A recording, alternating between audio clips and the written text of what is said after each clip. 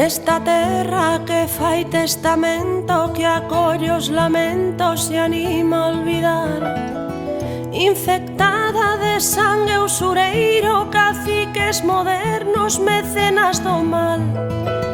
Vivo dentro dun monte de area tinguido de brea que non limpa o mal, ca esperanza de tomar alento pra ver o momento de nos libertar.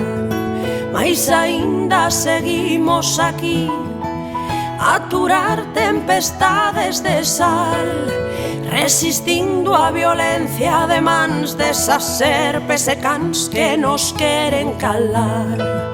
Compañeiras nos soños do Edén, unha illa no medio do mar, que iluminan o loito máis negro que esquece o desterro e o medo a loitar.